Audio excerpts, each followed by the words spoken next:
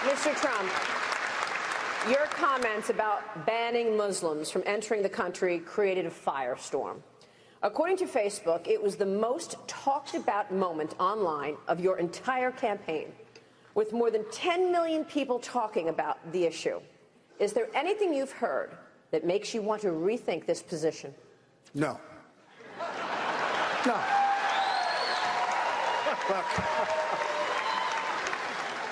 We have to stop with political correctness. We have to get down to creating a country that's not going to have the kind of problems that we've had with people flying planes into the World Trade Centers, with the shootings in California, with all the problems all over the world. I just left Indonesia. Bomb, bomb, bomb, bomb.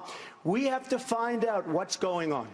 I said temporarily. I didn't say permanently. I said temporarily. And I have many great Muslim friends. And some of them, I will say not all, have called me and said, Donald, thank you very much. You're exposing an unbelievable problem, and we have to get to the bottom of it. And unlike President Obama, where he refuses even to use the term of what's going on, he can't use the term for whatever reason. And if you can't use the term, you're never going to solve the problem. My Muslim friends, some, said, thank you very much. We'll get to the bottom of it. But we have a serious problem, and we can't be the stupid country anymore. We're laughed at all over the world.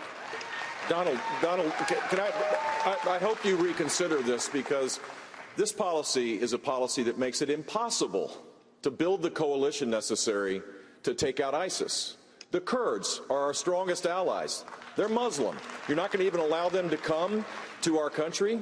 The other Arab countries have a role to play in this. We cannot be the world's policeman. We can't do this unilaterally. We have to do this in unison with the Arab world. And sending that signal makes it impossible for us to be serious about taking out ISIS and restoring democracy in Syria.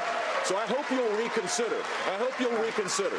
The better way of dealing with this, is recognizing that there are people in, the Islamic terrorists embedded in refugee populations. What we ought to do is tighten up our efforts to deal with the entry visa program, so that a citizen from Europe, it's harder if they've been traveling to Syria or traveling these other places where there is Islamic terrorism, make it harder, make the screening take place. We don't have to have refugees come to our country, but all Muslims? Seriously? What kind of signal does that send to the rest of the world that the United States is a serious player in creating peace and security? You said that he made those comments and they represented him being unhinged. Yet after he made them... Yeah, they are unhinged. Well, after he made them... His poll numbers went up 8 points in South Carolina. Now, wait. 11 points to be exact. Are you saying that all those people who agree with Mr. Trump are unhinged? No, not at all. Absolutely not. I can see why people are angry and scared, because this president has created a condition where our national security has weakened dramatically. I totally get that. But we're running for presidency of the United States here. This isn't, a different kind of job. You have to lead. You cannot make rash statements and expect the rest of the world to respond as though, well, it's just politics. Every time we send signals like this, we send a signal of weakness, not strength. And so it was an unhinged statement, which is why I'm asking him to consider changing his views. I want security for this country, okay? I want security. I'm tired of seeing what's going on between the border, where the people flow over, people come in, they live, they shoot. I want security for this country. We have a serious problem with, as you know, with radical Islam. We have a tremendous problem. It's not only a problem here, it's a problem all over the world. I want to find out why those two young people, those two horrible young people in California, when they shot the 14 people, killed them, people they knew, people that held a wedding reception for them. I want to find out, many people saw pipe bombs and all sorts of things all over their apartment. Why weren't they vigilant? Why didn't they call?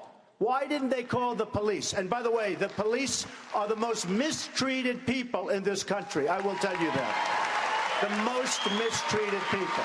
But can I say... We need, wait a minute, we need vigilance. We have to find out. Many people knew about what was going on. Why didn't they turn those 2 people in so that you wouldn't have had all the death? There's something going on, and it's bad. And I'm saying we have to get to the bottom of it. That's all I'm saying. We need security.